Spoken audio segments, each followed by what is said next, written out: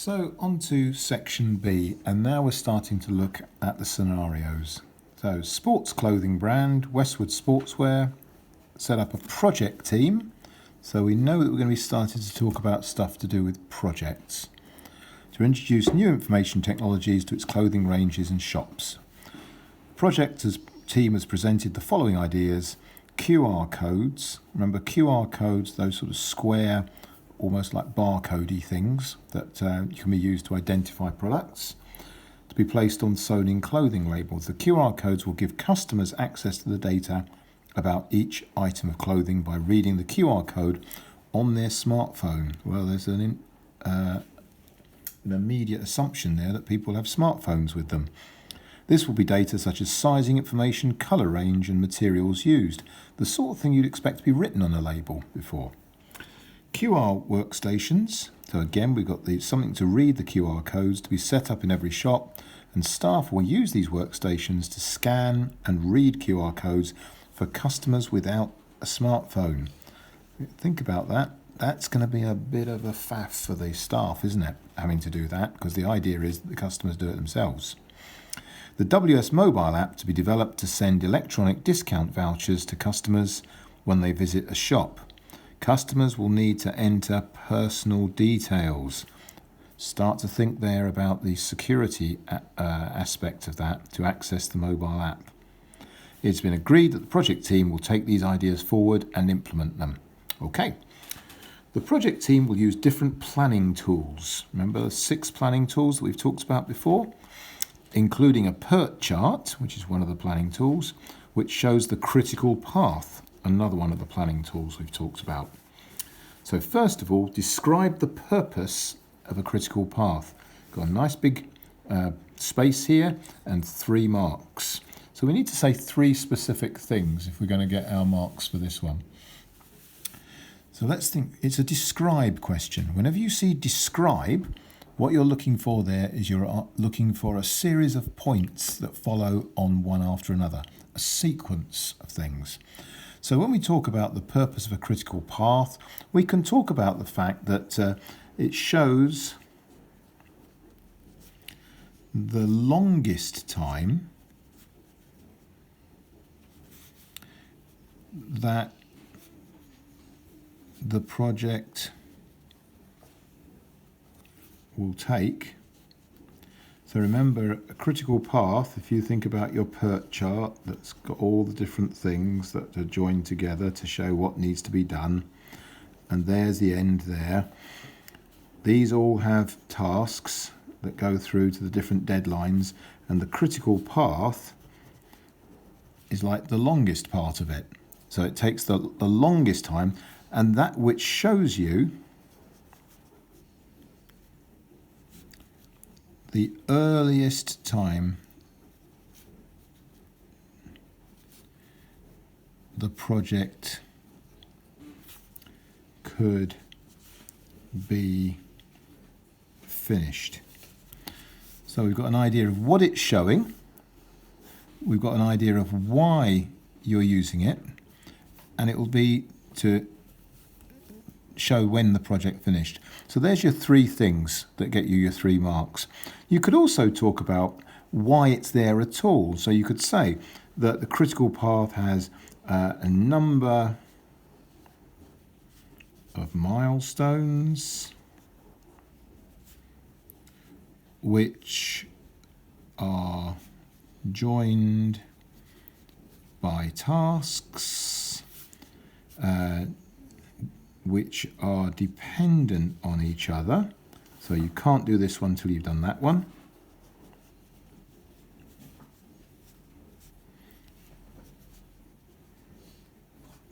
To show how the project should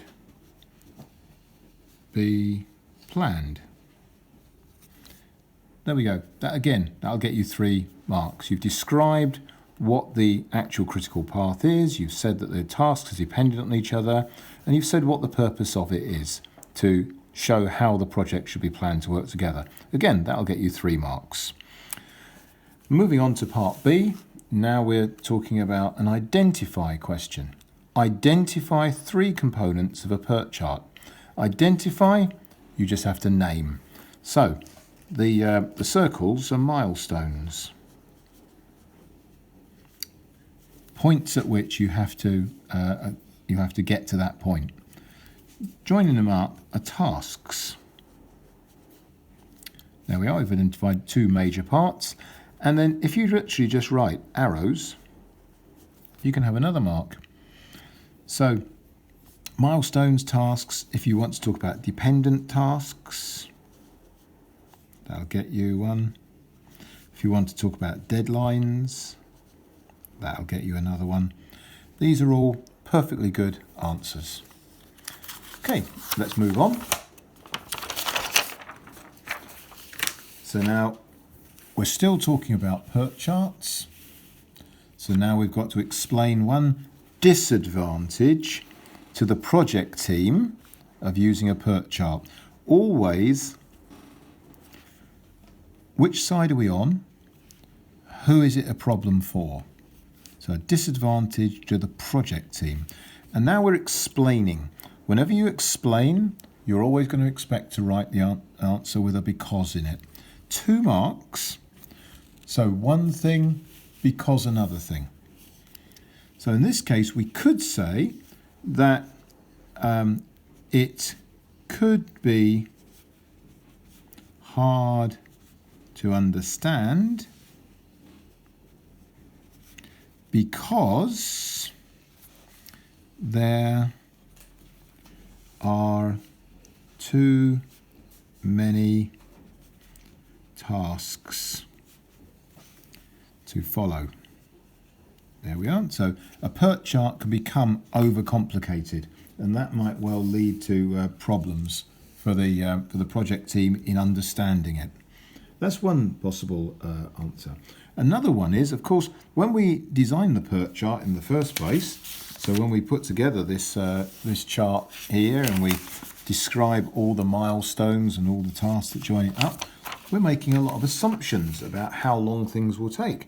So you could say something like, it could give an inaccurate deadline because you are assuming how long the tasks will take. Again, something because the reason. 1, 2. QR codes will be placed on all sewn-in clothing labels. Explain one disadvantage to the store of having QR codes on all clothing labels. Again, explain something because something. The disadvantages to the store.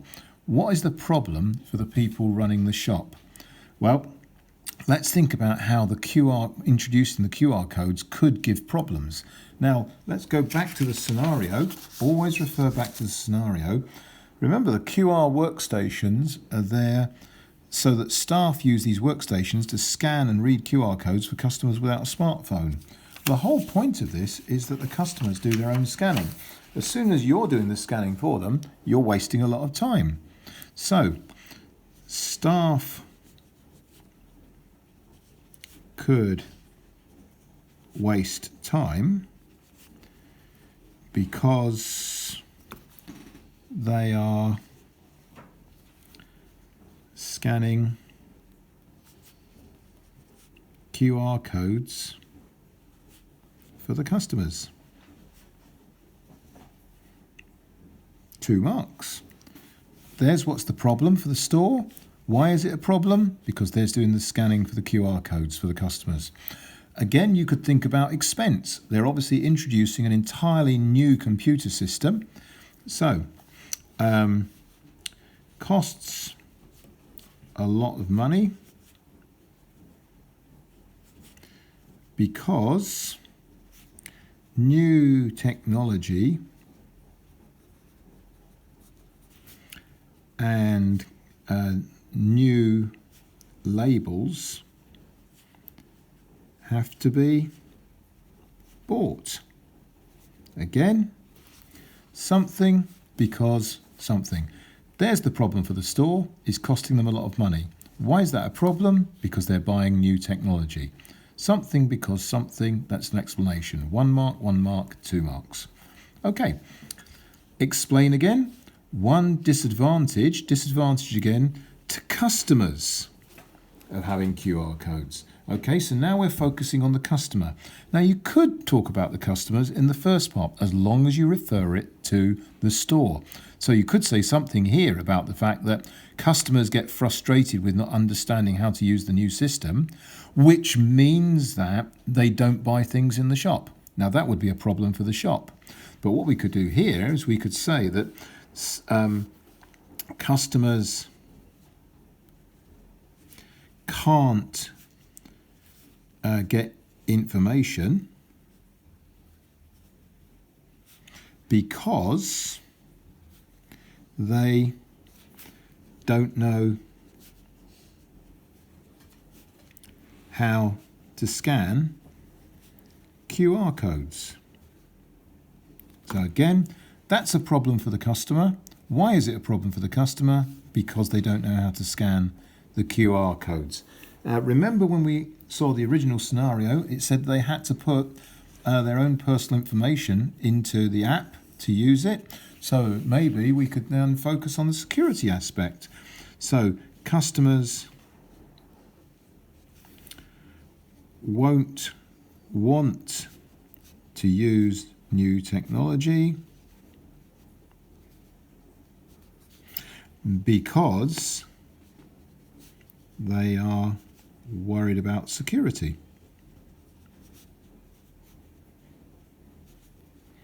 Again, you've got something that's a problem for the customer, and then why is it a problem for the customer?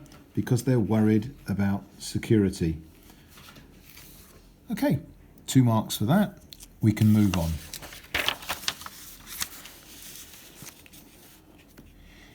Staff will use the QR workstations to scan and read QR codes. Identify, so this is where we have to name something, and describe one piece of legislation. Notice one piece of legislation. As soon as you start talking about another one, it'll stop being marked. Describe one piece of legislation that relates to the software installed on the QR workstations. So what's going to be an issue when it comes to the actual software itself? Not using the software, but the software itself. So we've got to identify one piece of legislation. So the first thing is we've got to name a law. If you don't name a law, you'll get no marks. So identify, name the law. So I'm going to name the Copyright Designs and Patents Act. Do learn the full names of the 4 major laws that we've discussed. Copyright Designs and Patents Act. And remember, that's the one that covers illegal copying and selling of things. So Copyright Designs and Patents Act, 1 mark for saying that. Software can only be used on the number of workstations that you have paid for. So they can't just buy 1 copy of the software and copy it onto all the workstations. They have to pay the right license fee. You might want to talk about a license at that point. They have to pay a license fee for each workstation so they can use the software on those. Otherwise, they're breaking the law. They can't just copy it when they want to. 1 mark for saying what the law is. There's 1 mark for saying they've got a limit on the amount of workstations and they have to pay for the privilege. There's your 2 extra marks. 3 marks altogether. We could also here talk about the Data Protection Act. So when the people make the software, they must make sure, so the software must have proper security. There's another mark. One of the provisions of the Data Protection Act is that data must be kept secure so that confidential data is kept safe. 1 mark for naming the law, 1 mark for saying about security, 1 mark for saying why that security is needed. 3 marks. Whenever you say identify, remember you have to name something. I've named a law, either one of those will do, and I've said 2 things about it to say what that actually means. Now we move on to the data. Identify and describe one piece of legislation that relates to the data stored on the QR stations. Again, we're identifying a piece of legislation, so we must name the legislation. Again, we could say the Data Protection Act here, because that relates to protecting the data. And anything you want to say about the Data Protection Act at this point, which is relevant to the keeping the data safe on the QR workstations, will get you some more marks. So we could say something like data must only be used for the purpose for which it was collected. Or you could say something like data must be, the customer must be asked for their consent before they put data onto the workstation, or anything like that to do with the Data Protection Act and the data stored on there. So 1 mark for naming the Data Protection Act, 2 marks for saying how that's relevant to the data itself. We could also talk about the Computer Misuse Act. Remember, that covers illegal use of data when people break into things. So we could say it is illegal for unauthorized people to access and modify the data. There you go. 1 mark for naming the law, 1 mark for saying about the fact that unauthorized people shouldn't be doing it, and what those people could be doing. 2 things they could be doing. 1 mark, 1 mark, 1 mark, 3 marks. Customers will need to enter personal details to access the mobile app. Explain, again, explain. So we're going to say a because. 2 ways, 1, 2. Current IT legislation prevents the moral and ethical misuse of this information. So in other words, how are we going to protect and do what's right for the customer so that their information isn't misused? So we could say something like, again, we need to talk about legislation, so it's a good idea to name the law as we go along. So we could say the Data Protection Act stops companies from using your data unless you give your consent for them to do so. Okay, so there's a mark for that. So it stops the company from using your data. There's a mark for that, unless you give consent. Now, please be careful here. Lots of people often answer these questions by saying companies can't sell your data to other people. Yes, they can, but only if you've given permission for them to do so. So when you tick that box that says, the company may want to send you offers or share your information with other parties, if you tick that box, then they may sell it or give it to other people, but only if you consent to do so.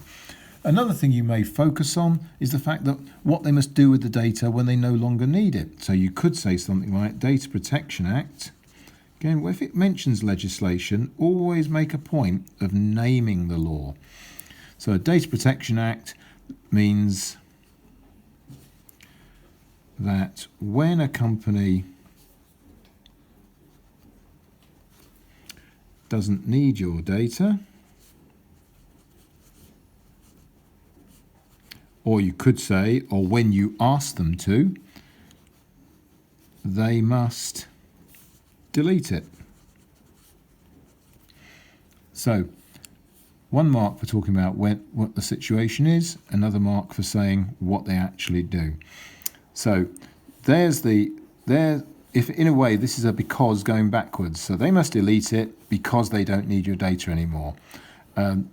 They can only use your data because you've given your consent for them to do so.